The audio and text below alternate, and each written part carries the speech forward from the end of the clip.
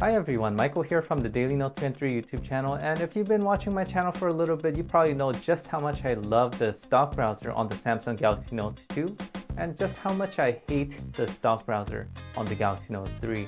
The reason being is that they are entirely different browsers. The Galaxy Note 2 stock browser is based on the AOSP browser, or the Android open source project browser, whereas on the Galaxy Note 3 it's based on Chrome. It's just Chrome with the skin on it. And the problem with that is Chrome is really a mobile browser that was designed for a very small screen device, like 4 inches or smaller. And there's no reason why you cannot enjoy the full desktop web pages on the Galaxy Note 3. So anyway, it turns out that there's a painfully easy way to get the AOSP browser, much like the Galaxy Note 2, on the Galaxy Note 3. So let me show you how to do that.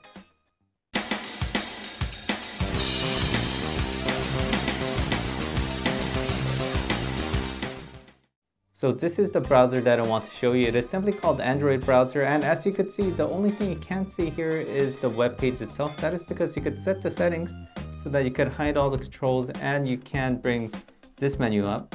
So you could see that it has gotten all the speed improvements that you saw on the Galaxy Note 2 when it got its Android 4.3 update. Other things that's cool about this browser is that it does flash really well. Probably does flash better than any browser that I've seen, even Maxton browser, which I got pretty comfortable using before I found this browser. So let me show you how to install it, because there are something that I want to mention. So in the Google Play Store, just search for Android browser. So let's go ahead and install it. I'm going to reinstall it for the purposes of this video. So you will get this the first time you open it. It is requesting the permission to your Google SID. What it's asking for, I'm going to get into just a second, but I want you to hit no thanks. And when you go to your Google page, when you click on sign in, so what that request to the Google account SID was all about was that it wanted to do this. When you click sign in, it should just sign you in automatically, because you've already logged into your Android phone and you've already have the credentials for it. So when you encounter a Google page, you could just click sign in and then it'll just log you in. So that's why I wanted the SID. Now, since we said no thanks, it's going to fail when we do sign in there.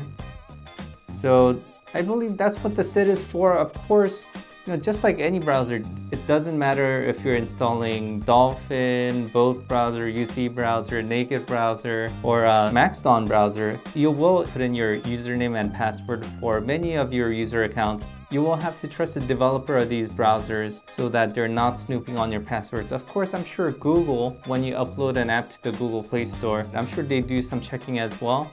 I'm mentioning all this to you because I cannot 100% recommend any kind of browser just from anywhere. You should practice your own caution. But me personally, I have something called two-step verification on my Google account. Considering I disabled the access to my SID, I feel comfortable just logging in here. But definitely with any browser you installed from the Google Play Store, you should definitely be a little cautious. So the features I showed you, where you put your finger right here and that fan thing comes up, you actually have to enable it. You could also see that there's a navigation bar here, which you don't really need when you enable that. So go to your menu, hit menu and go to settings and go to labs. And when you put checkboxes on both of these, you'll notice that navigation bar disappears up there. So when you do this, you'll see that you have just about every option available to you for all your web browsing needs. For example, you can turn off mobile sites or enable desktop sites. You could go to your settings, you could reload the page, go back and forth. You could do a find on the page, you could look through your tabs, you can go to your history or go to your favorites. It really is all there, and it is just so convenient to do that. And best thing about it is get your whole screen for the web page and it looks beautiful. So let me just show you that if you go to a site like CNN.com, it's going to, it sets itself as a mobile browser by default, but you could just go to your menu bar and go to desktop site, or actually you could have done this. You could just done that and it would have brought you to the desktop site. And the good thing about it is, as long as you don't change tab, it does stick. So that is better than Chrome. I think Chrome is hell-bent on keeping you on mobile sites for some reason, and I really hate that. So anyway, that's the end of today's video. Make sure you check out the other videos in my channel and subscribe for upcoming videos.